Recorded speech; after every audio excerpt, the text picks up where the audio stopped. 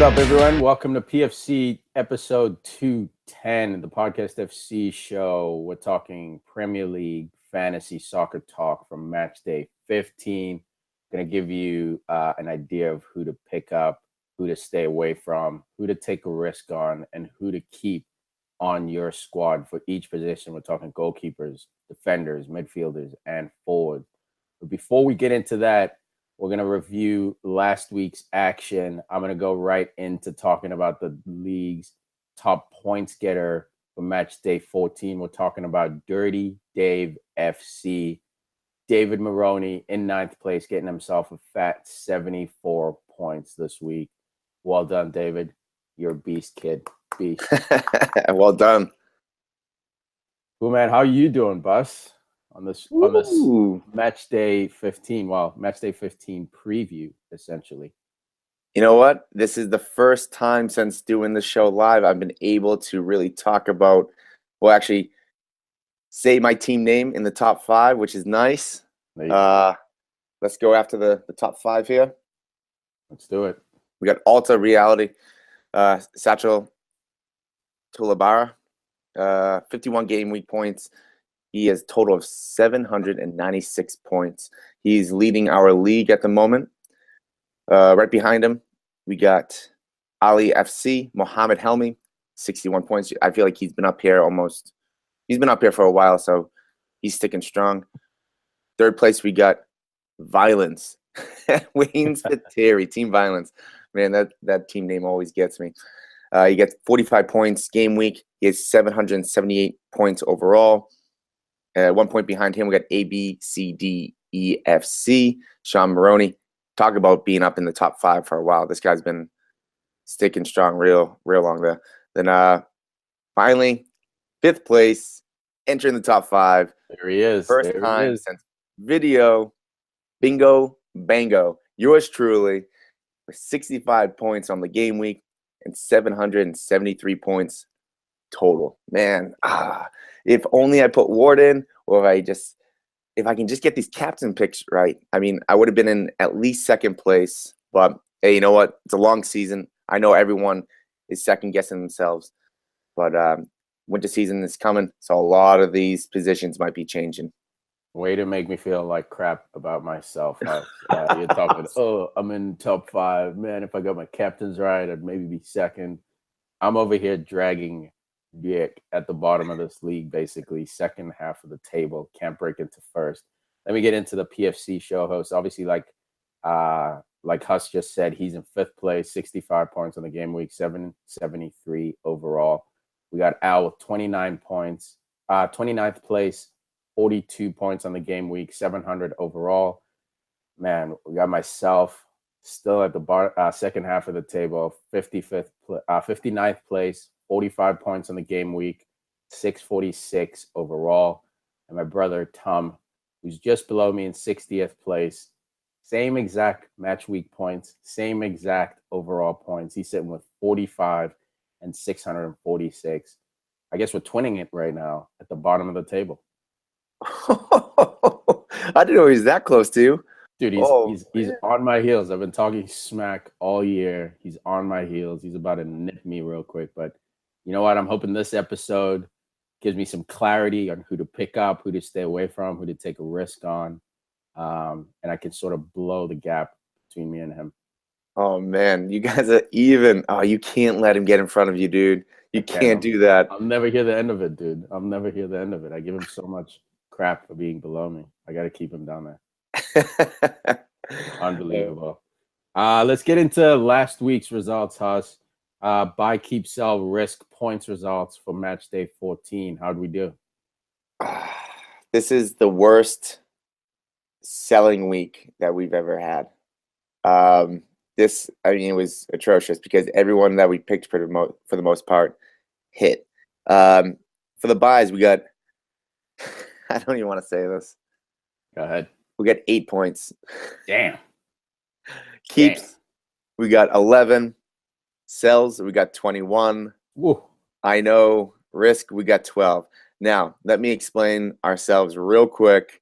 First off, these weren't stupid sells. We got Fraser Foster going to we're facing off against was it Man Chelsea City. or Man City? I Yep. mean, to think that they did that type of work against Man City, that was outrageous. Yeah, he only lit up 2 goals. I expected 4, 5, 6 because Southampton can't score. And if you're playing Man City and you can't score and you're defending the whole time, then obviously the score is going to run up. But it was a surprise, man. They lost by buzzer beater 2-1. Yeah, and then I mean, Smalling was correct. He only got 1 point. Then we got Aaron Ramsey got 10 points because of the 2 assists. I did not see him continuing the form. I thought he was going to be kind of like lackluster just because he's been so inconsistent the last few years. And then Lukaku, he got 5 points. I still stand corrected on that. Oh, not stand corrected. I am correct on that. I said that there were better ways to spend the money. 5 points. I don't think 5 points justifies having someone for 11.5.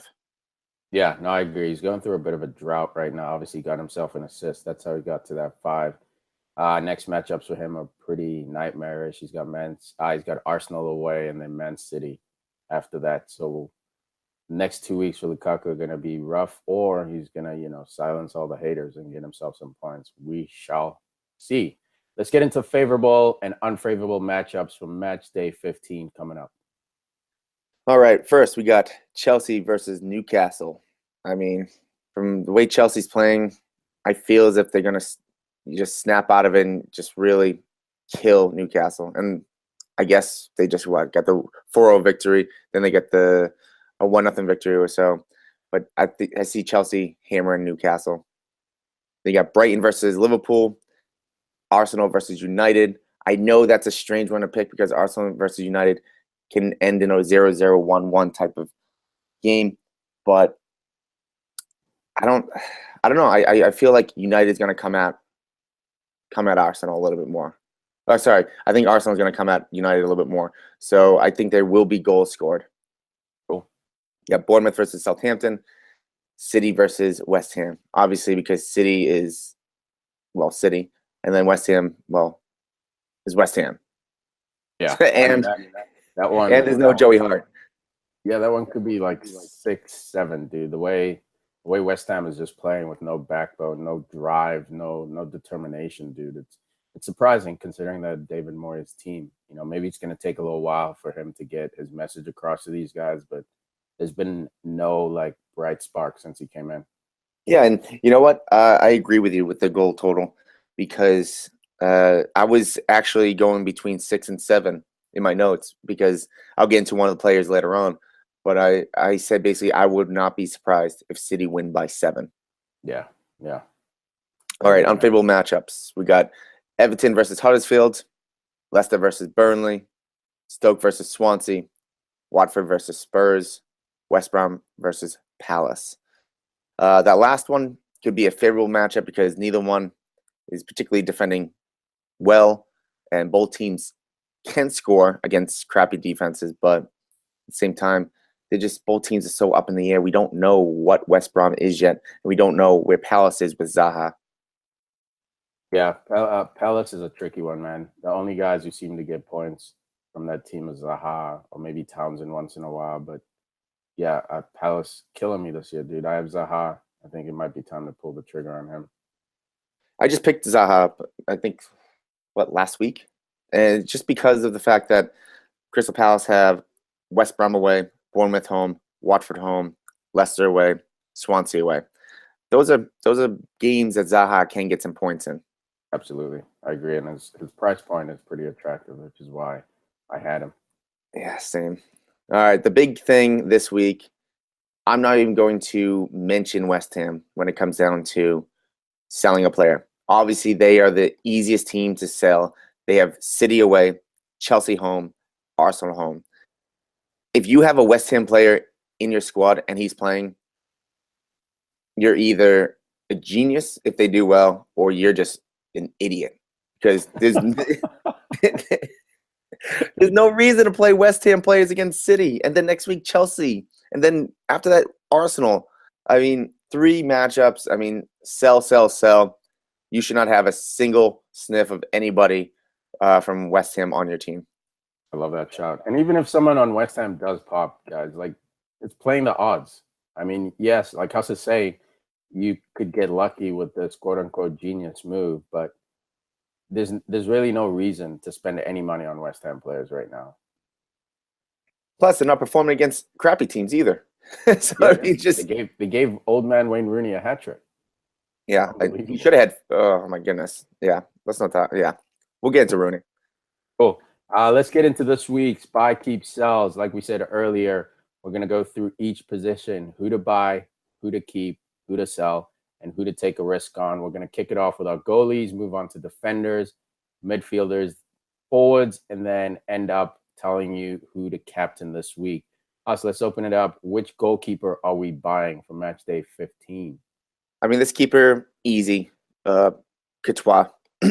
He's priced at 5.4, owned by 13.5% of the game. Look, Chelsea has Newcastle at home, West Ham away, Huddersfield away, Southampton home, Everton away, Brighton home, Stoke home. That is 7 matches, which very well could be 7 clean sheets. Yeah, so I'm just gonna leave it there. Yeah, I mean that's a simple one. Chelsea's schedule is so friendly. And then for the keeps, we got Fabianski from Swansea. They got Stoke away, West Brom at home. So Stoke away, we saw how Stoke was versus Liverpool. They literally could not score with 2 people inside the 18 with an open net. So that just shows the true form of Stoke right now. Absolutely, man. Garbage. Oh, sell. I mean, you might not be in on this, but I'm going to sell David De Gea. Dude, I'm all in. I'm all in on this one. And when we get to forwards, there's another forward who I'll be selling, regrettably, but it must happen, man. I agree with you. The schedule is just ugly for Man United. Love David De Gea. He's the best goalkeeper in the world. Sit down, Manuel Neuer, in my opinion. But yeah, when it comes to fantasy, you can't take stuff personal, can't get emotional about your club. It's all just a numbers game. I back you up on this house. I fully agree with you with the whole #1 goalkeeper in the world. I think I've been saying that for a while myself, where he's so consistent. And you know what? I almost put him as a risk, not even a sell, just because how good he is. Because they got Arsenal away, where United they're still good, but they're not the team at home. They're not. When they're at home, they're one of the top teams in Europe. When they're away, they're not quite as high. They're still one of the top teams, but they're not as a fortress as they are at home. So, and Arsenal's form right now, again, how Ramsey played, how Ozil's playing, Sanchez, the boys are back in town. United have to be afraid of Arsenal at them. Well, not afraid, but they have to show respect to Arsenal at the moment. Absolutely, man. And Arsenal in big games are, a killer team. They can easily win 4-5-0 against the big dogs. But on the other side of that, they can lose 4-5-0 like they did against Liverpool. So Arsenal, big games, I tend to stay away from them. They can be a very scary team. So I don't blame you for saying sell De Gea this week. Yes, and he's priced at 5.8 and owned by 41.9% of the game. So I didn't realize it was at 42% basically of the game owned De Gea. That's crazy. Yeah, he's the most owned goalkeeper, if I'm not mistaken. I checked the stat a couple of weeks ago. It might have changed since then, but for sure, he's a beast, man. And the Man United defense, like you said, Old Trafford's a fortress. Phil Jones is one of the top owned defenders, before he went down. So United very, very solid at home, but unfortunately have an away game at Arsenal coming up. And De Gea, he'll be back in fantasy talk in 3 match weeks because they have a stretch of 8 matches, which look very, very favorable for United. Absolutely. All right, risk pick. I'm going with Watford's Gomes now. Aurelio. They're going against the Spurs at home. And look, normally I would say sell because it's the Spurs. Their form has been off. Wait, are they playing in Dallas or is this game at Watford? They are playing at Watford. Cool. Oh, Thanks, I didn't get that. I didn't get that at first. The real answer. No, they're not playing in Dallas. They're playing in Watford. I was like, what are you talking about? Then, like, as I'm answering a question, I'm trying to think back. I'm like, what the hell? You know what? I'm an idiot. It's not Dallas because Dallas is the Mavericks. It's San Antonio. Shitty joke, Huss. My bad. Yeah, it's all good. I'll deal with my crappy joke. I thought you were just going to say, like, the Cowboys because they have Spurs. But No, San Antonio Spurs. There's a real Spurs team in the NBA. The and Spurs. just for the sake of the time of this episode, I did look up the history of Spurs and where they came from. But it came from you know what, we're not going to get into it now. We're going to go No, into just it. tell us real quick, man. Let's go. Like the fans, now you got us on the edge of our No, seats. no, I'm on the edge of my no. seat. You're waiting. You got to tune in this Sunday or next week to hear it on this All Sunday. right. All right, fair enough. Next episode, we'll get into the history of the Spurs. All right, and then so basically, their form hasn't been good. They're still going to get shots, and Watford has been outstanding lately. Them and Burnley have just been really surprising the EPL at the moment. Actually, well, Absolutely. Huddersfield and Brighton, all four of those teams, it's just like mind is being blown by right now. Watford, I could see them stealing points here. Cool. Love it. Ooh, defenders. Speaking of Defender. Burnley, we are buying Stephen Ward. He's priced at 5.1, 23.3%. The main question I have, is it time for everyone to at least have one Burnley defender on their team? Dude, that's a crazy question to pose because I have 3 Burnley defenders on my team. I'm out here playing a 3-4-3, all my eggs in one basket. I got tired of spreading my eggs around. So I just said, you know what, Burnley right now is clean sheets galore. I'm going to try to ride this wave. Unfortunately, Bournemouth spoiled the party in the midweek action, scoring that 1 goal. Josh King, I would have had 2 clean sheets across the back, but I'm sticking with my Burnley strategy, dude. Sean Dyche is doing something special with that club right now, and I want to be a part of it. Yeah, Sean Dyche believes his team isn't very far from the top teams in EPL. And you know what? For this season, I'm starting to agree. I mean, last season, what was it, Bournemouth? That looked pretty good.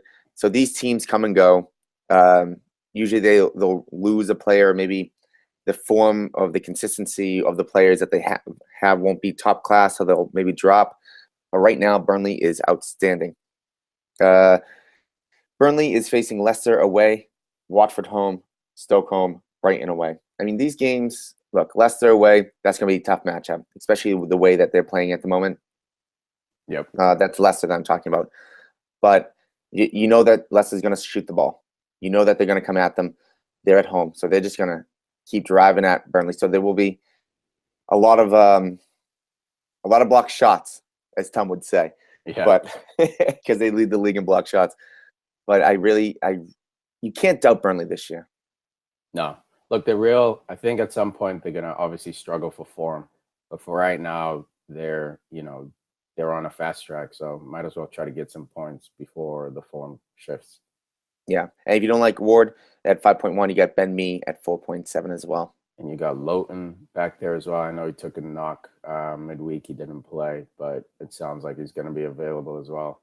And then you got Tarkowski as well. So anyone across the back 4, have at least one Burnley guy. Yeah. I mean, I agree with you. I'm just going to leave it at that. The next guy, keeping Kyle Naughton. Yeah, that's how you say it. Yeah.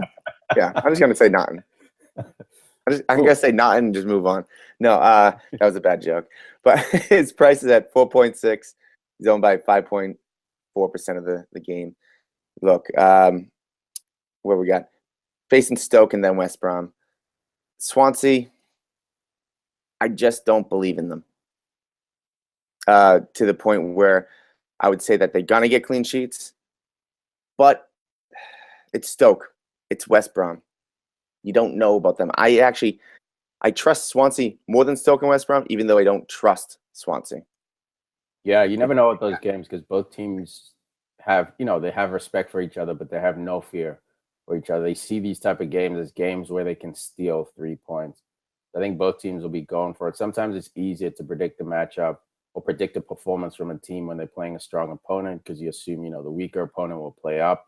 And then you're hoping the stronger opponent will play down, and then it becomes, anyone's guess.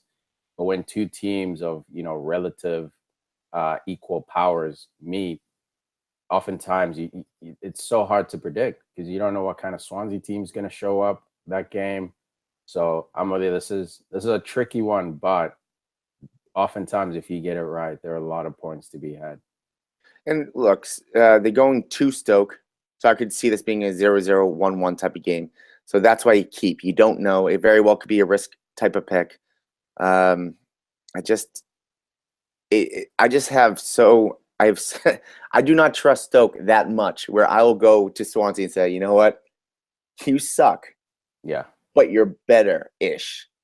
Like I trust you more. Like I don't even know how to describe it. It's just Stoke's just that bad at the moment. Cool. But now that I say that and I really laid into Stoke, they'll probably win 5-0. I know. Soccer gods. Yeah. Selling Shane Duffy. We got Brighton over here. Look, I can't sell Pascal Gross anymore because, well, it's Pascal Gross. And he always seems to like score whenever I say sell him. But you got to sell the defenders. Shane Duffy. They got Liverpool at home. Doesn't matter whether they're home or away. It's Liverpool. If they play Salah, Mane, Coutinho, and Firmino at the same time, Yeah. I don't like. It doesn't make any sense for you to even look at Brighton because they're going to score goals. But then they got Huddersfield that might be okay. Then Spurs away. That's not going to be good for them either. And then a couple games down the line, you got Chelsea. So it's not a right time to pick up a Brighton defender. Agreed. Oh, and he's 4.6, and he's owned by 2.9% of the game. He's the 22nd best defender in fantasy. They have a respectable 5 clean sheets, but again, it's Liverpool. Agreed. Then we got risk pick, Matip. Look, we got Ragnar Klavan last week as the risk pick, and they got the clean sheet. Problem was, we didn't know that Klavan was going to go down with an illness. Now that he's still with the illness, it's probably going to be Matip and Lovren again. He's priced at 5.5, owned by 2.8% of the game. The big question for me, can Liverpool get get 2 clean sheets in a row? They've done it before, but can they be consistent with it? Yeah. I like that shout. Got lucky to get a clean sheet last game, but playing what do you say, Brighton? Yeah. Yeah, it's possible to get a clean sheet against them, especially if you overpower them offensively. You just get their legs tired from chasing the ball. You could definitely walk away with 2-3-0. Yeah, I mean it's actually surprising that Liverpool have the 3rd best clean sheet record in the EPL with 6. They're tied with Spurs. I did not expect to hear that. It's because of your home record, man. Like I said a couple of weeks ago on one of the older episodes, they've only let in 2 goals at home this year, and one of them was to Chelsea, I think, if I'm not mistaken. So very impressive at Anfield. Obviously, this game is away, but that kind of form sometimes can get infectious. You know, if you're good at home, sometimes you can sort of get lucky and turn that into being good away from home as well. So we'll see if Liverpool's about that life, that traveling away, playing in miserable, cold parts of England. We'll see if those guys can handle it. But very, very impressive defensive home record. Yeah, and you know what, Brighton, they're not giant killers. They're just like giant aggravators.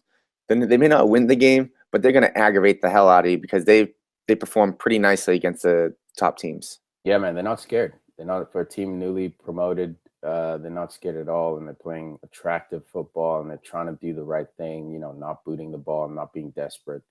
So I have to give them props. But again, you're playing Liverpool, which is arguably 2nd or 3rd best offense in the league.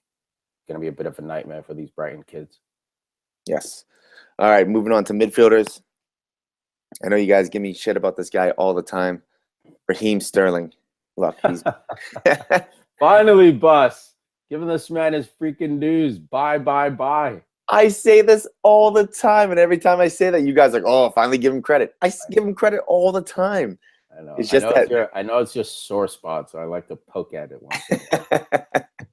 He's priced at 8.2. That's the big thing with me. His price is just so nice because we got Sane. I believe he's at 9. I mean, I think the next person that is above, I think it's David Silva. I think he's at 8.7. I'd have to check it. But then you got Raheem Sterling. He's owned by 15.4% of the game. The biggest question for me, though, for Sterling isn't his shooting outside the box. It's it's whether he plays. That's the big thing. Because if he played every match, he would never leave my team. He would be on. So Well, I hear what you're saying. It's tricky right now with Sterling. I think until he runs off form, he will 100% start. Remember Sane earlier in the season was the one sort of getting those goals, cutting across, getting the balls from Kevin De Bruyne. He was an automatic start until he cooled off for like 1 or 2 games, and all of a sudden you see Jesus starting with Aguero or something.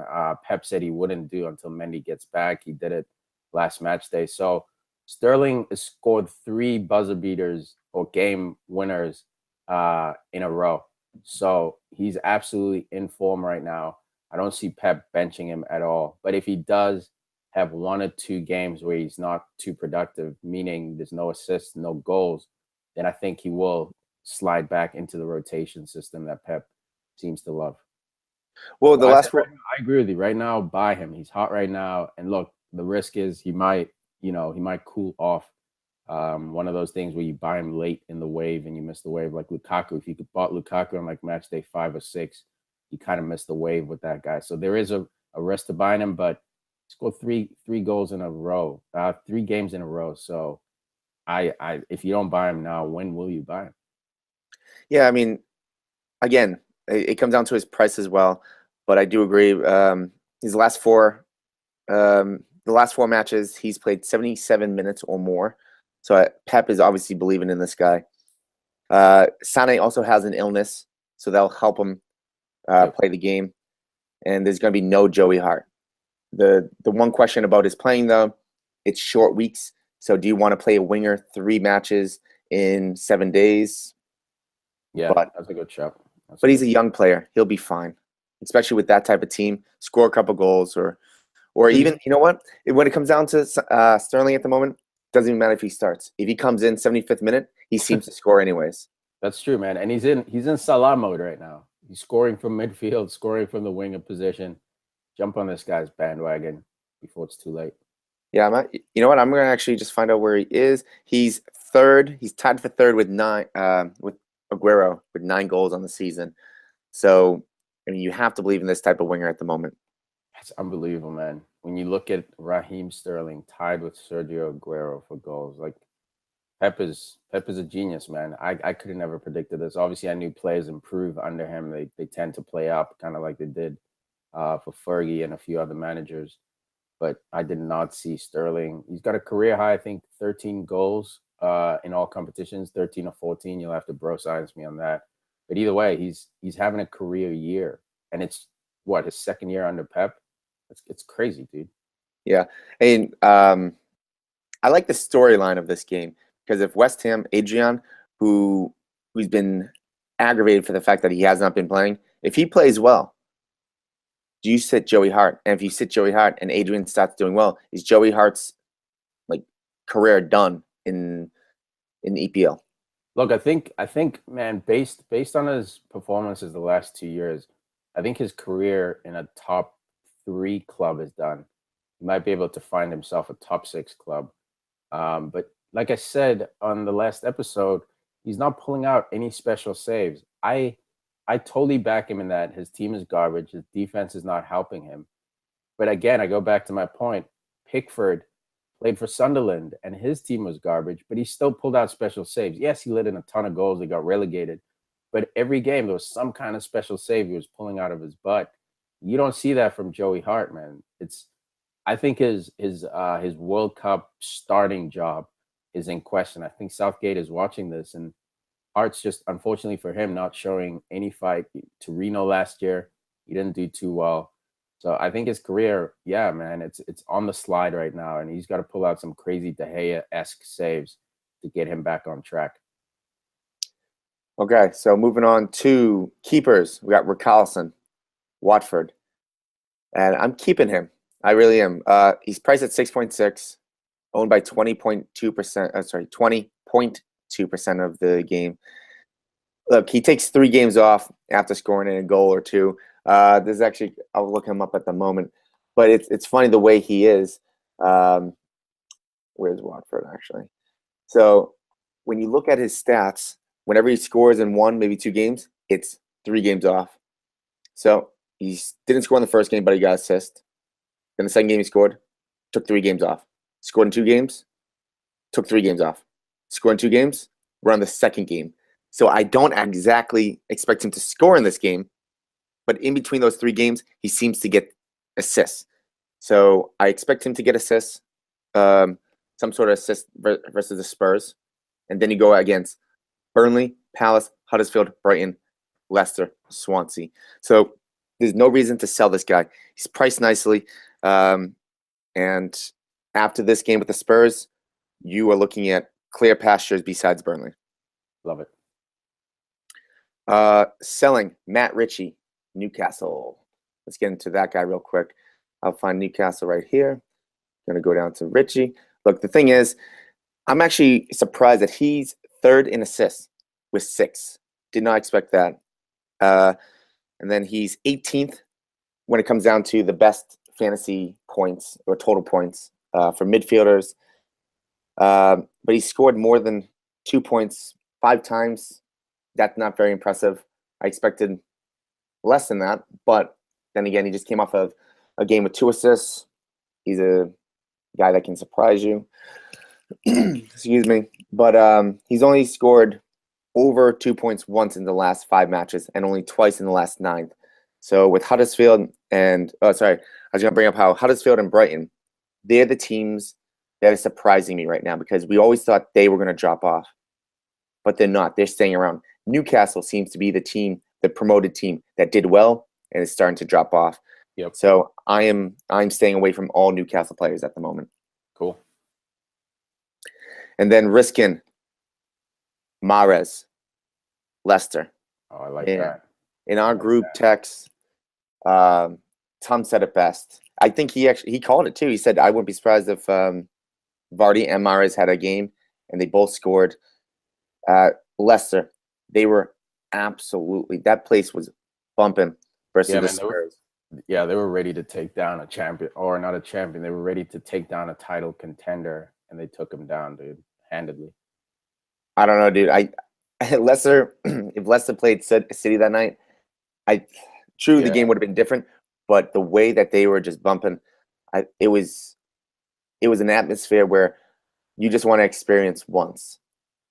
Yeah, and Leicester has beaten City before. I think last season, Vardy got himself a hat trick against City. So on any given day, man, Leicester, they're the ex-champions of England, and they still have, a few of the pieces from that championship year. Obviously, they're missing major players, but on any given day, man, Mahrez could show up with a Shirlers, Vardy could show up with his goals. So I like that Mahrez shout for a risk. It is a risk, but I don't think it's that crazy a risk. And originally when I saw that, I'm like, oh, well, maybe Mahrez will go on a run. Well, the last 5 out of the 7 matches, he has scored more than 6 points. You got 8, 10, 6, 7, 2, 2, 9. This guy has been on fire for a while, but discreetly. He's just kind of doing his thing, and he's not getting much notice anymore. He's only priced at, 8.4? 8.4, only owned by 4.4%. Now, this was what was this, 2 years ago when Leicester did well? I mean, if they actually started looking at Mahrez like they did back then, he'd be, owned by 20% of the game at least, with having 5 good weeks out of the 7 like that. Agreed. And then what else? Do I have anything else on him? No, but he's been doing good. So I thought he had something else on Mahrez. Heading over to strikers. I'm going with Morata, Chelsea. Priced at 10.7. Owned by 32.2%. The thing about, look, I'm gonna go crazy left turn right now. I don't understand getting back into the pricing of this game. I don't understand how they price these players.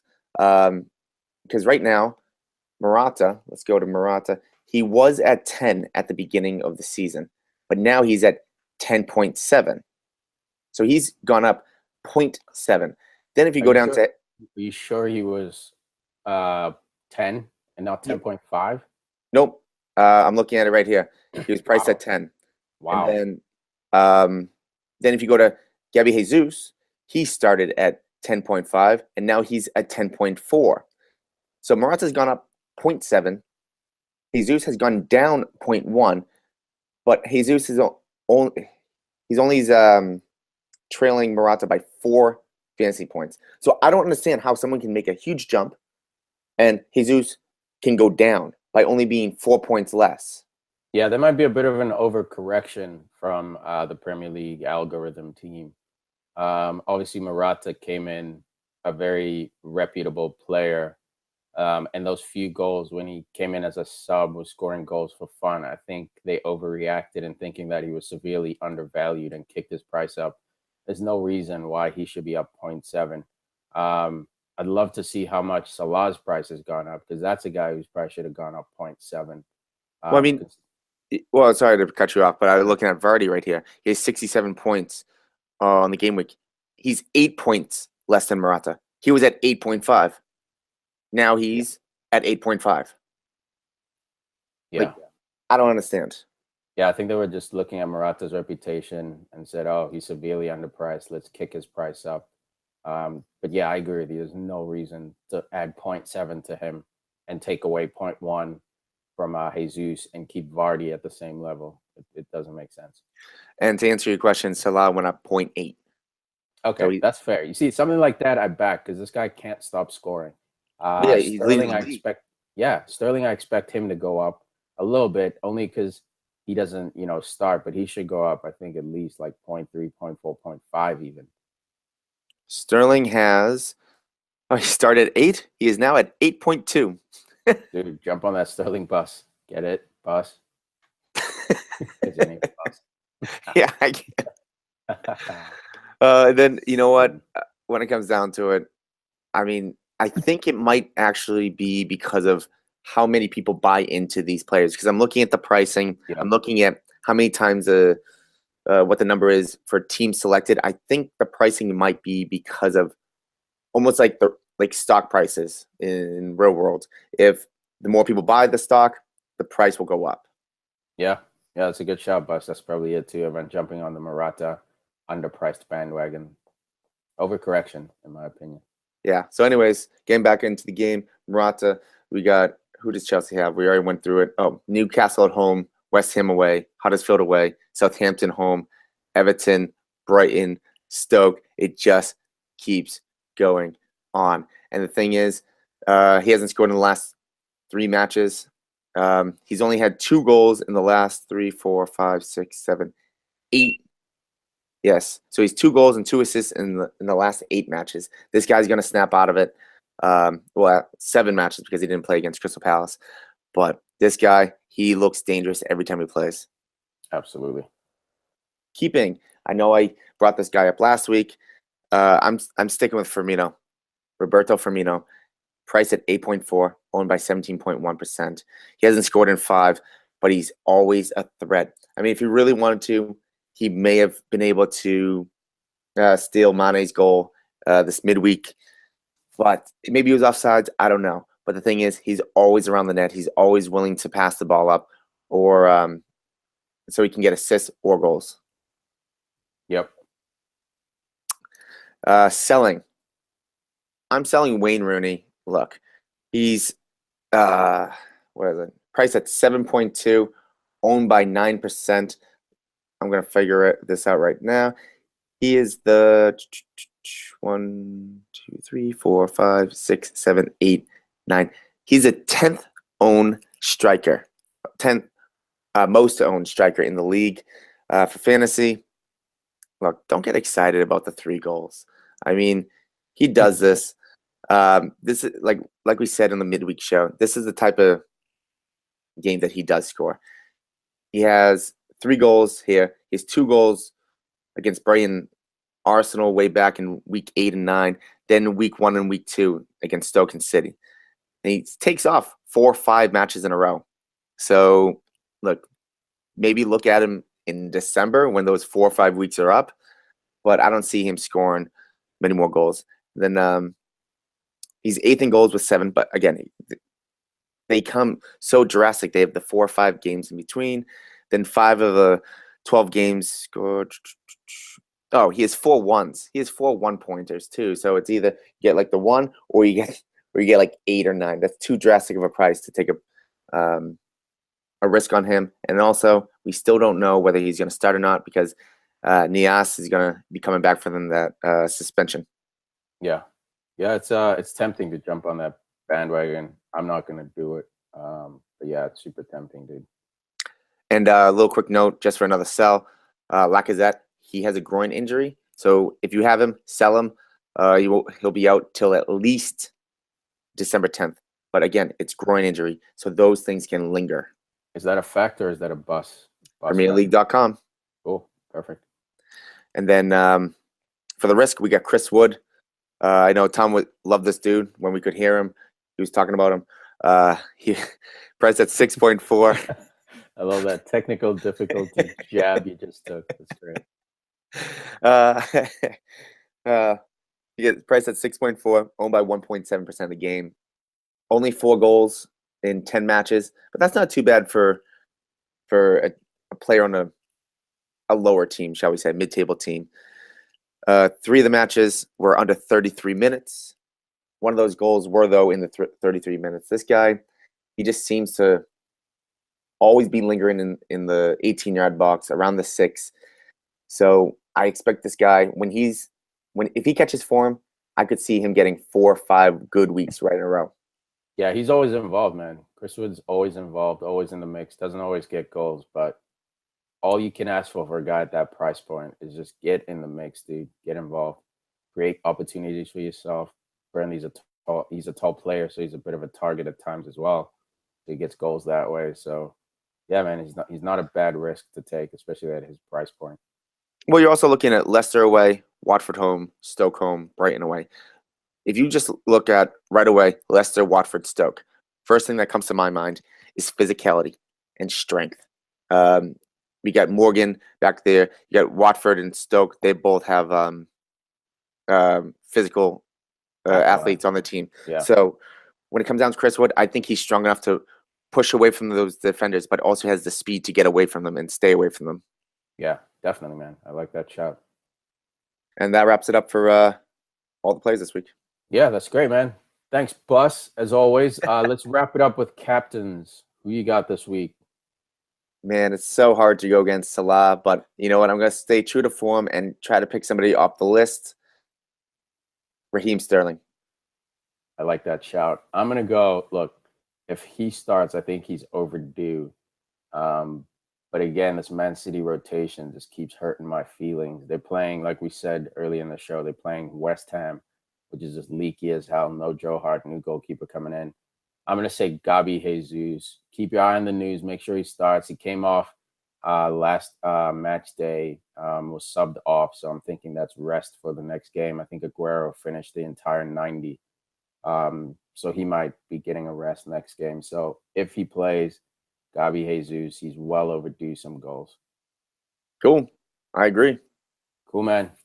All right, guys, thank you for checking us out. This has been Premier League Fantasy Soccer Talk from Matchday 15, brought to you by Podcast FC Show. I'm Tiki, and your expert is Huss. Howdy. Thank you for listening, guys. Please review us on iTunes if you can. Check out our shop as well. We're constantly releasing new merchandise. We appreciate your support. Tell your friends about the show.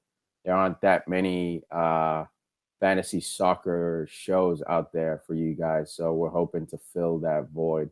So share this with a friend, a loved one, a fellow footy fan. Anything else before we sign off, Bus?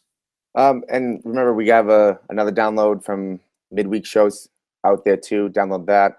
We're always out there with either the league shows, the fantasy shows. We got predictions coming out. So we're always connected. Yeah, man, we're obsessed with this game, as obsessed as you are, if not more. So thank you for the support, guys. We'll catch you this weekend with the Matchday 15 review. Peace. Later.